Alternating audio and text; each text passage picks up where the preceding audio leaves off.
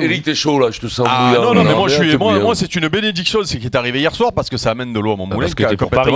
Oui, bien sûr. Mais non, parce que là, donc hier soir, on est bien d'accord, les amis, un but a été validé, qu'il n'y avait aucune raison d'annuler dans un premier temps parce que ni les arbitres, ni les Lyonnais, ni les joueurs sur le terrain, ni les arbitres ont vu un problème, on fait comment ? Donc ça veut dire que maintenant on va faire des tranches de jeu de 2 minutes. Toutes les 2 minutes on arrête, on regarde les 2 minutes pour voir s'il y a pas de problème. Et donc ça fait 180 minutes de match. Parce que hier soir vous demandez la vidéo sur un but où personne n'a rien dit sur le coup. Voilà, donc comment on déclenche la vidéo? C'est imparable. Quand on a 2 buts par match en Ligue 1, on est content, donc on va pas l'arrêter toutes les 2 minutes. Mais non, mais dites-moi comment on déclenche la vidéo, puisque hier soir il y aura des règles de déclencher ou pas déclencher, mais quand même. Tu as un raisonnement qui est juste jusqu'à un moment où tu dis ce qui t'arrange. C'est-à-dire que si moi je suis ton raisonnement à la lettre, et ben sur une action comme ça, elle n'est jamais déclenchée, puisque personne ne voit qu'il y a un problème, personne ne la demande et on continue. Oui, mais donc ça saucissonne pas le match. Non, parce que ton argument, c'est pas. Attends, laisse-moi finir. Ton argument, c'est de dire donc on va saucissonner les matchs. Bah non, si personne s'en rend compte. Mais là, c'est pareil. Tu amènes de l'eau à mon moulin encore une fois. Parce que. Un super moulin. Ah ouais, non, mais là, j'ai un moulin, il fonctionne vite. Il fonctionne super bien avec vous. Parce que ça veut dire que, d'après Vincent, la vidéo réglerait tous les problèmes dans le football. Ben la preuve que non. Puisqu'hier soir, si ce que tu dis est vrai. Si ce que tu dis est vrai, ça veut dire qu'il y aura encore des erreurs d'arbitrage. Mais bien sûr. Il y aura tout le temps des erreurs d'arbitrage. Ça fait partie du jeu. Ce qui est important, c'est qu'il y en ait de moins en moins et que la regarde, imagine. Là, la balle, elle est pas sortie. Imagine, elle est pas sortie.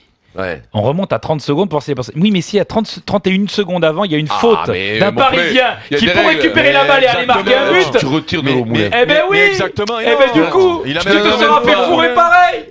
Non, mais ce que je veux dire, parce que si tu obtiens un pénalty alors que tu as fait une faute toi juste avant. La vidéo 80% du fourrage. Il y aura toujours 20% de fourré. Donc 80% de. Mais vous n'êtes pas content d'entendre Jean-Michel Aulas dire qu'il est cocu? Vous voulez plus ça, vous? Mais si. Alors. Mais il en restera encore des fèves, de la mauvaise foi, il en restera toujours. Un jour, tu deviendras lucide, parce que c'est pas le rugby et le foot ne sont pas les mêmes sports. Tu deviendras lucide et tu te rendras compte que c'est n'importe quoi, que ça va être n'importe quoi si un jour la vidéo vient. Mais tu sais, ils en parlent là. Mais moi, je rêve qu'elle vienne la vidéo dans le foot, parce que tous ceux qui sont pour, eh ben ils vont se rendre compte que c'est n'importe quoi. Voilà, parce que surtout ça fait 10 ans qu'on fait des débats. J'aimerais bien qu'elle arrive. Non, mais exactement. Moi, j'ai souvenir ce que dit Julien est juste. L'an dernier, l'OM Nice au stade Vélodrome, faute d'Imboula au milieu de terrain, il récupère un ballon, action penalty pour l'OM. Imagine, tu remontes au penalty, tu regardes, mais les mecs ils vont dire non, mais il faut remonter à la faute d'Imboula. Mais qui te dit que juste avant la faute d'Imboula, il n'y a pas une faute de Niçois juste avant 5 secondes avant? Et jusqu'où tu remontes? Mais il y avait mieux, rappelle-toi, le fameux PSG Lens en finale où ils avaient dit qu'il y avait. D'accord, donc tu fais les fautes d'arbitrage que tu décides. Mais non, mais tu arbitres. Mais Eric, tu dis mettons, on remonte à 2 passes, je sais pas au foot. Ah oui, mais si 3 passes avant, il y a une faute. Mais on s'en fout. Ah ben oui, mais on s'en fout pas, parce qu'il va gueuler pareil, Aulas. Mais arrête, mais quand même. Il va gueuler pareil, Aulas. C'est de la mauvaise foi. Mais non. Tu auras toujours des erreurs. Eh ben donc de rien faire, autant rien faire, c'est plus simple. Ah bon, le mec il est malade, on sait qu'il va mourir, on va pas le soigner. Autant rien faire. Et puis. Mais non, mais toi tu veux le soigner en lui mettant des saignées, toi. Tu sais.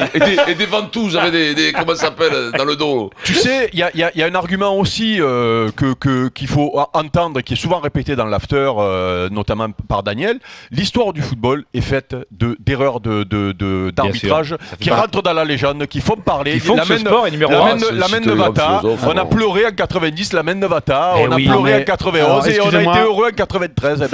Autant, franchement, il y a des arguments contre la vidéo qui sont tout à fait recevables. Celui-ci, pour moi, est tout simplement stupide.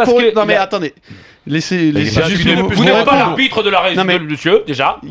On se vous voit déjà. Dire que le sport a besoin d'erreurs pour être romantique, c'est une ineptie. Non, je vous prends un exemple, parce que vous appuyez vos arguments par des exemples. C'est Dortmund-Malaga, un match fabuleux de Ligue des Champions, dans lequel Dortmund se qualifie malgré 2 énormes erreurs d'arbitrage. En fin de match, c'est les dernières minutes, il y a but sur but, mais entaché d'erreurs.